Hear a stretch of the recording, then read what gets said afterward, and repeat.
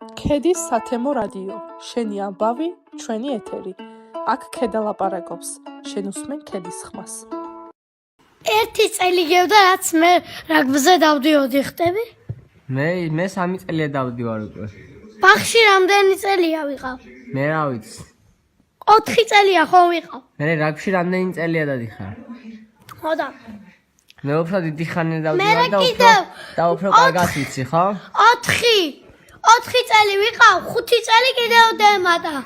9 წელი ვიყავ ბაღში. რამდენი წლის ხარ ვაფშე? ვაფშე 6-ის.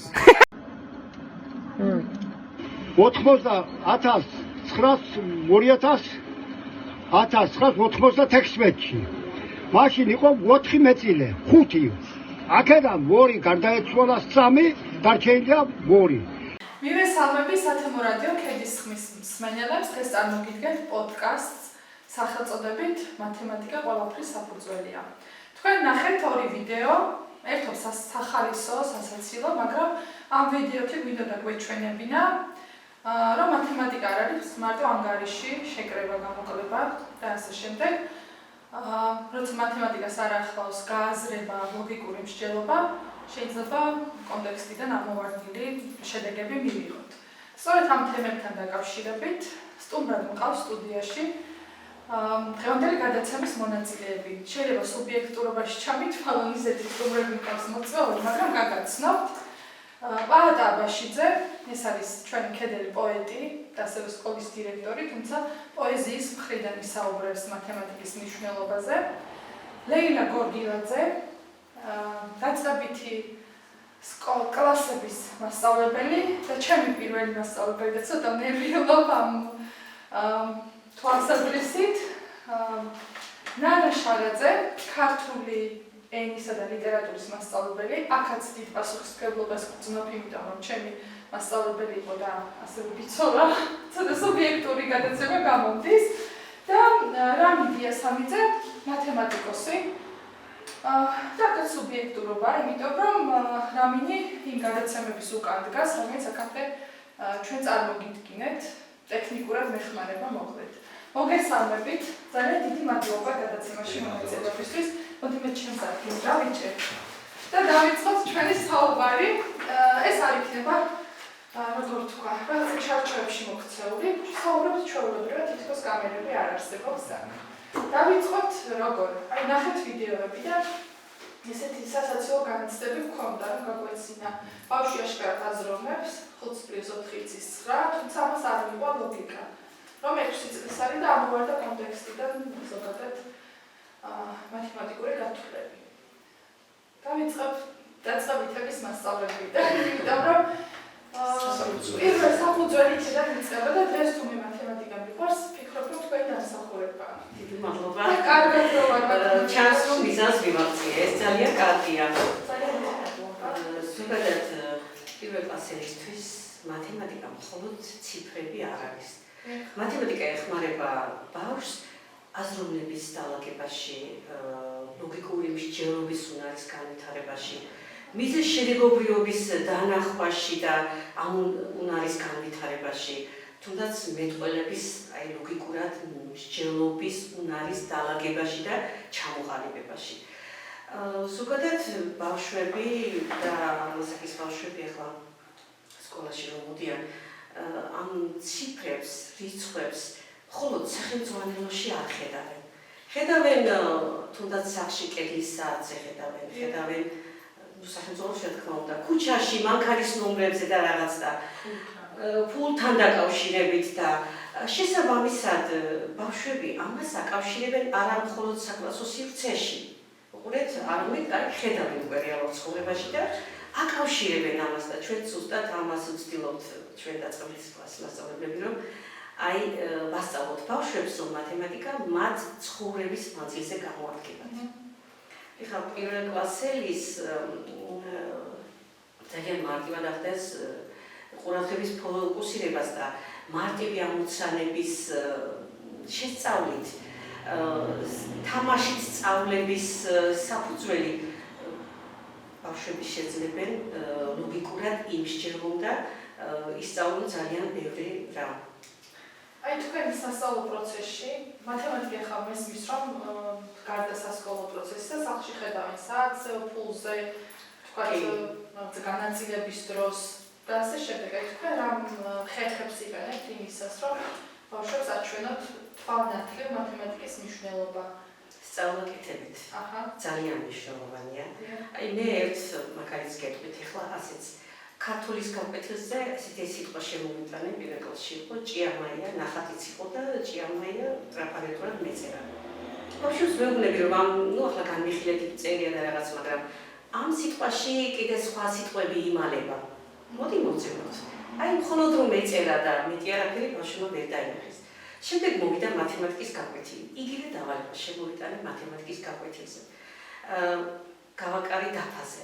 მაქვს მაგნიტური სამკუთხედები, ოთხკუთხედები, ბავშვები ხოლმე გეომეტრიასაც სწავლობენ. აი სიტყვის მარჯვნივ 4 სამკუთხედი ავარჩევინე ბავშვებს. 4 სამკუთხედი, თქვენს სამკუთხედით გავაკრათ და მივაკარი და ვეუბნები ბავშვებო, რამდენი სამკუთხედია 4. თუ იმდენასოს ჩამოვაცილებთ მარჯვნიდან ამ სიტყვას, რამდენი სამკუთხედიცა, მივიღებთ იმ სიტყვას, რაც ჩვენ ვერ გამოვიცანით. ბავშვებმა ჩვენი რა მიიღეს, ხო, აი ჭია. მოდი ახლა სხვა რაღაცაც შეგვიძლია. იცით, ამ მაგალითმა ბავშვებს იმდენად მისცა შესაძლებლობა, რომ წინ გადაიტანეს. ჭია, ანუ 3 სამკუთხედი დასვეს და იქით მაია მიიღეს. ეს ძალიან კარგი პრაქტიკა იყო, აი ეს ერთ-ერთი მაგალითი მაგალითად სწავლაკეთებით შესაძლებლობის ფარგლებში. მადლობა ამ კომენტარისთვის. როცა პატარა ბავშვებზე საუბრობენ და სკოლაში თურმე ასეთი კითხვა დასვეს, რომელი თვე არის ყველაზე გრძელი და დიდებს რომ იკითხებიან ამ კითხვას, რატომაც ვერ პასუხობენ. და ბავშვები იმ წუთებზე პასუხობენ, რომ ეს არის სექტემბერი, ითვლიან ასოების რაოდენობას და ყველაზე გრძელი თვე ეს გამოდის. იმიტომ რომ 31-ით გადის ზოგი 30 და რომან თვეს აარჩევთ, თქვათ. მაგრამ ბავშვების ლოგიკა სადღაც მათემატიკურად აი აქ არის, რომ უცებ ხვდებიან მათემატიკის დახმარებით სწორ პასუხზე გადიან. ხო, დიდები უფრო სხვა მიმართულებით და ვითვლით ჩვენ აბა რომელი 30-ით გადის, რომელი 28-ით და ასე შემდეგ. რომ იყოს, ალბათ მაისს დავასახელებდი, მაგრამ შეიძლება თებერვალი თქოს. ხო, ვიღაცა თებერვალი თქოს, იმიტომ რომ დღეთა რაოდენობის მიხედვით. ძალიან საინტერესო არის და მადლობა ამ კომენტარისთვის. მათემატიკის გაკვეთილით არა, იქ საგნობიობის ერთობლიობაა და ალბათ სხვა საგნებისაც რო კარგად ეცოდინებათ, მაგ პასუხსაც მარტივად გაგცემთ. კომბინაციაში არის. კომბინაციაში აუცილებლად. მათემატიკა ჭირდება დაგითხარით, თუნდაც ქართულის მასწავლებელს, რამდენი ბგერა, რამდენი მარცვალია და ასე შემდეგ. ეხლა გადავართ ლოგიკურად ქართულის ფილოლოგიის მასწავლებელთან. ანუ მათემატიკას მე როგორც ქართულის მასწავლებელი უფრო ჰუმანიტარული საგნის სწავლების კუთხიდან დავიწყებ. დავიწყებ იქიდან, რომ ქართული ენა და ლიტერატურა, მიუხედავად იმისა, რომ პატარა ბავშვი ენის საგნისთანავე, აი მშობლიურ სიტყვებს ამბობს, ეცნობა, სკოლაში მისვლისას უკვე სხვა წინააღმდეგობა უჩნდება, იმიტომ რომ თუ კი თავისუფლად ლაპარაკობს, აი სიტყვის მნიშვნელობა, სხვადასხვა კონტექსტში გამოყენება, უკვე დამარცვა, ბგერები, ხმოვანი თანხმობები, უკვე ეს განსხვავებული ხედვა სჭირდება, განსხვავებული აზროვნება, ლოგიკური მიდგომა.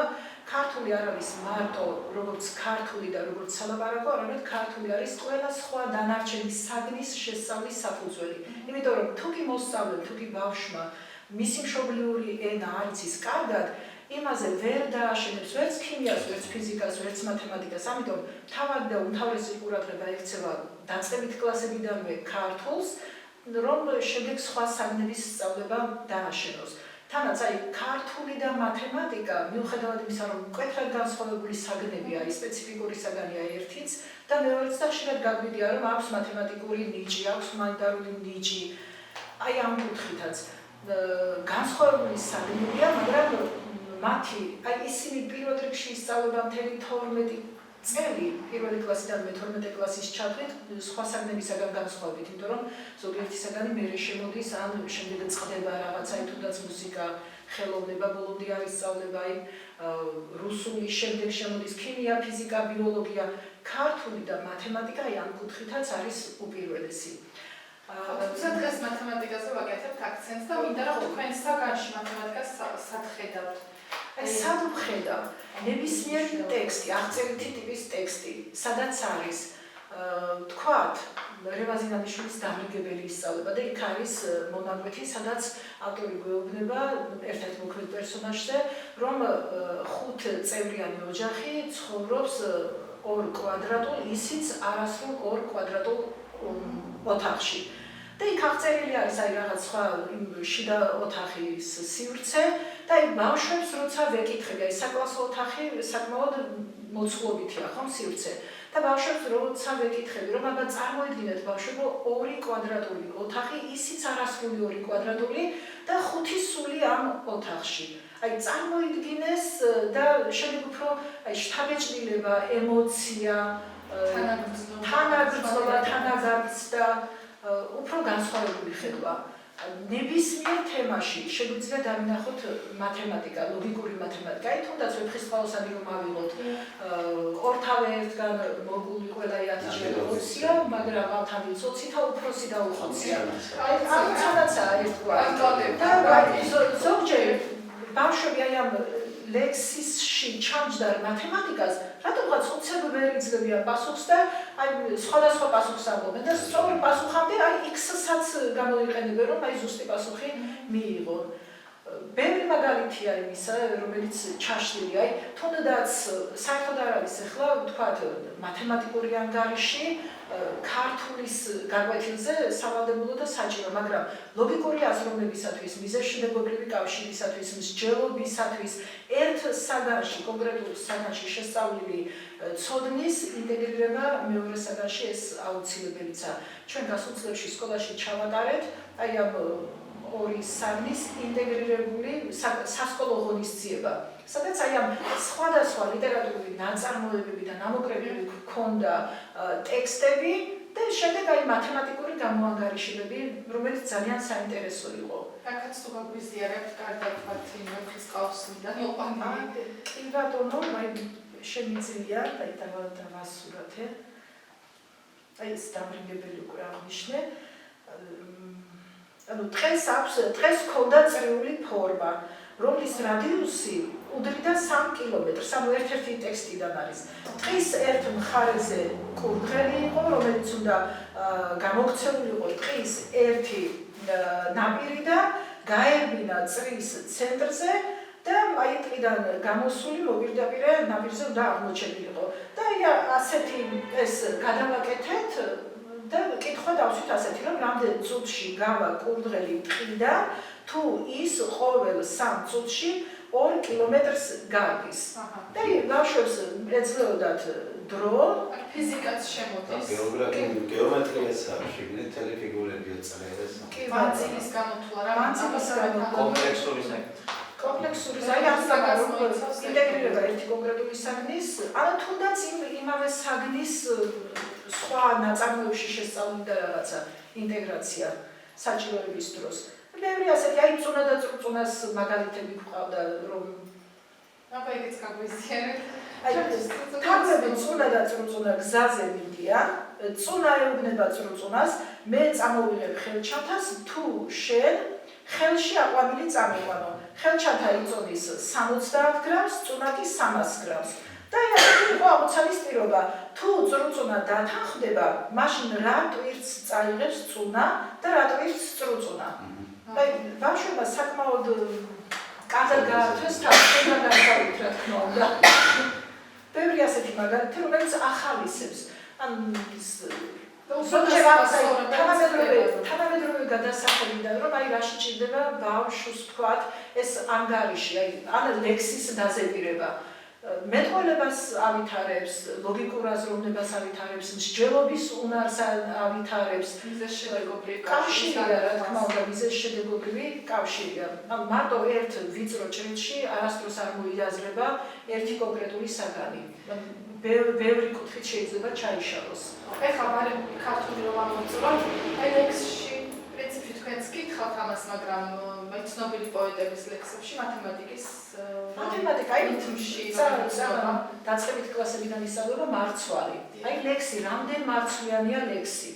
აი იქ ბავშვმა კონკრეტულად კი უნდა იცოდეს მარცვალი რო გამოიცნოს რომ ტაეპზე დაითვალოს ხმოვნების რაოდენობა, მაგრამ ესეც არის 1 2 3 ესეც რიცხვებია, მაგალითებია ამ შემთხვევაში.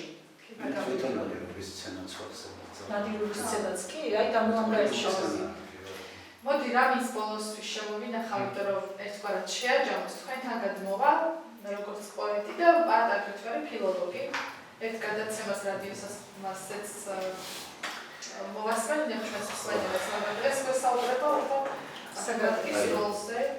სხვათა შორის ძალიან საინტერესო საუბარი იყო მომეწონა და უთანხმების სრულებით, მაგრამ მე უფრო ვილაპარაკებ პოეზიაში მათემატიკის როლს, ვიდრე საკმაოდ სივრციდან საკმაოდ გარემოდან.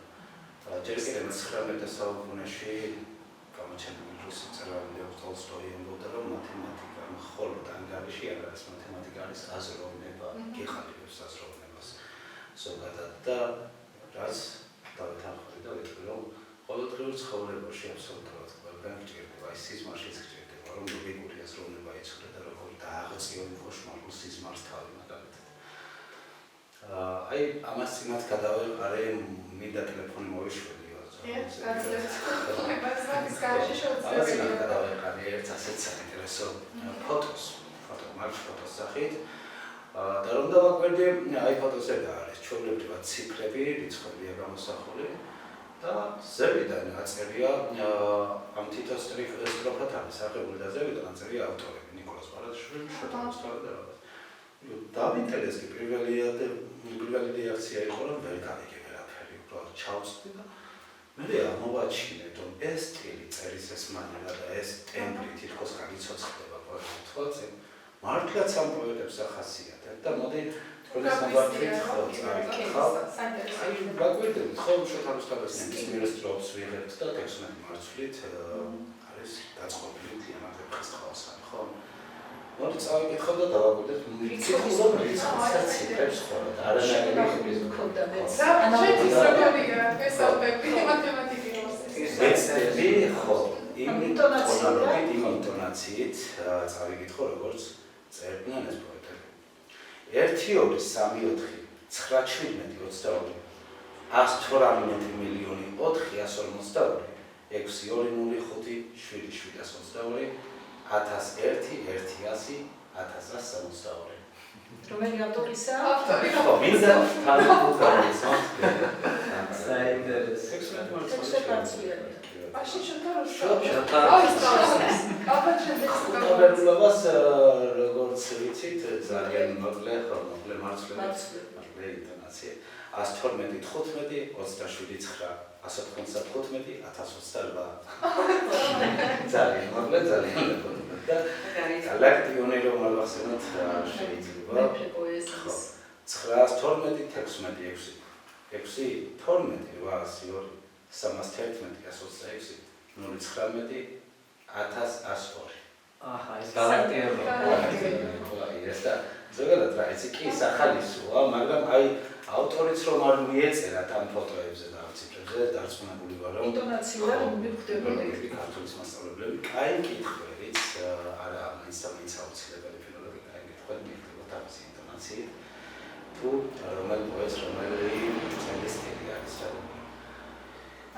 ზოგადად მათემატიკაზე დგას ყველა მეცნიერება ვფიქრობ და აი დღეს ქართულად შეგვიძლია ვილაპარაკოთ, ჩინურად შეგვიძლია ვილაპარაკოთ, ესპანურად შეგვიძლია ვილაპარაკოთ, მაგრამ ეს ციფრები და რიცხვები ისეთი გამოგონებაა, რომ ამის შესაძლებლობა ყველა ციფრებთან კაცობრიობიდან დაარსებიდან მოყოლებული და რამდენი პერიოდ არ უნდა გავიდეს, რომ ეს შეიცვალოს და მე მგონი ცვლილება განიცადოს. ამიტომ ეს ამ პოდკასტის მიზანიც ეს არის, რომ ჩვენ შევიკრიბეთ არა იმისთვის, რომ ერთმანეთს რაღაცები ვუმტკიცოთ.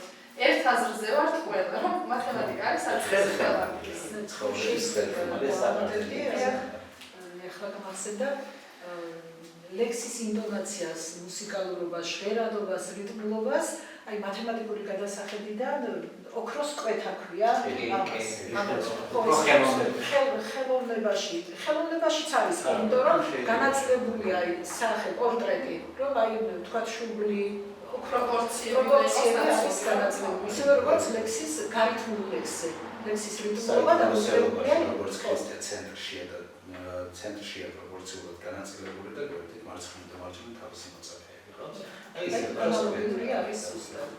და მიქელანჯელოც იყენებდა. კი, დავითის ნამუშევარი არის. ხო, დღეს სხვათა შორის მინდოდა რომ დაგეგმილი მყავდა მხატვრის მოწვევა, მაგრამ რაცა ფორსმაჟორში მომიწია მე ჩანაცვლება. თუმცა შემოქმედების თვალსაზრისით რომ ვისაუბროთ, აი სანამ კიდე რამინზე გადავიდოდეთ, ცეკვას რომ დავაკვირდეთ. ცეკვა შეუძლებელი არის დათვლის და გათვლის გარეშე. 8-მდე ვითვლით ან 4-მდე და რაღაც ნახევარის ვაკეთებთ იდეც. აი იქაც მათემატიკა არის უპირველესი, თუ არ დაითვლი, რაც ამ მუსიკას აყოლო, გულში ვითვლიდით, მასწავლებელი ესე მეუბნებოდა, რომ გულში დაითვალეთ და მუსიკას თავზე მიყვარ, მაგრამ დათვლა არის მნიშვნელოვანი. აი მხატვრობაში დღეს მხატვარი იბრენ მოვიდა, მაგრამ ვის ნაცვლად ვიტყვი, კონტრასტებს გარდა ფერებისა, ხო პროპორციონალურად გაანაწილოს სივრცეს და სიმეტრიულად და ახლა რომ მე ჩემ თავზე ვთქვა, მე ვქარგავ, ჯვარედინი ქარგავ და იქ მათემატიკის გარეშე შეუძლებელია ნებისმიერი თვალის ამოღება. სულ მეკითხებია ხატვაში. არ ვიცი ხატვა, მაგრამ ვიცი მათემატიკა და იქ ვითვლი მე უჯრებს და ფერებს შემდეგ ვანაწილებ. ამიტომ აქაც არის მათემატიკის უდიდესი როლი და დიდი მნიშვნელობა, ამიტომ ერიჩება.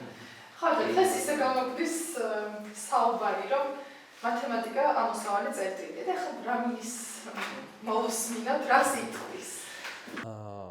მოგესალმებით, პირველ რიგში დიდი მადლობა მოწვევისთვის. ხშირად, როდესაც ადამიანებს ესმით სიტყვა მათემატიკა, რატომაც თვალწინ წარმოუდგენიათ დაფა, ცარცი და რთული ფორმულები. ასევე შიში იმისა, რომ ისინი სადღაც შეცდომას დაუშვებენ, ხო? თუმცა სიმართლე ის არის, რომ მათემატიკა არ არის მხოლოდ სასკოლო საგანი ან განტოლებები რვეულში. მათემატიკა ეს არის ენა, რომელზეც სამყარო საუბრობს და ის არის ჩვენი ყოველდღიურობის უხილავი კარკასი, აი ესეც შეიძლება დავარქვათ მას. ხშირად აი ჩვენი გონება, აი ჩვენგან გაუაზრებლად, აი ყოველ წამს ასრულებს მათემატიკურ ოპერაციებს, აი ელემენტარულად რო ავიღოთ, აი როდესაც გადავდივართ აი ქუჩაში, ხო? და აფასებ ავტომობილის მოძრაობის სიჩქარეს. წარმოიდგინეთ, რომ თქვენ ამ მომენტში ხსნით ჩვეულებრივ ამოცანას მოძრაობაზე. ან როდესაც დილით ვდგებით და მივიმზადებთ ყავას, ხო? აი შაქრისა და ყავის პროპორციები, ხო, როგორ შევუժდევთ მას, აი ვისხედვით საზღვრავთ, აი როგორი ყავა გვინდა ხოლმე ჩვენ. ესეც არის ჩვეულებრივი, ანუ მათემატიკა. მათემატიკა არ არის ასე ვთქვათ აბსტრაქტული მეცნიერება, აი მხოლოდ რაღაც ციფრებისა და რაღაც განტოლებების ასე ვთქვათ ამოხსნის რაღაცა შედეგები, ხო? თუ გავიხედავთ ჩვენს გარშემო და ვინახავთ, რომ აი ბუნება არის საოცარი მათემატიკოსი, აი უბრალოდ რომ დავაკვირდეთ ბუნებაში რამოდენიმე ფაქტს, აი მაგალითად ზესუმზირის გული რო ავიღოთ, ან ლოკოკინას ნიჟარა ალბათ დაგინახავთ, ან ზამთარში აი ფიფქის ფორმა, ხო, თოვლის.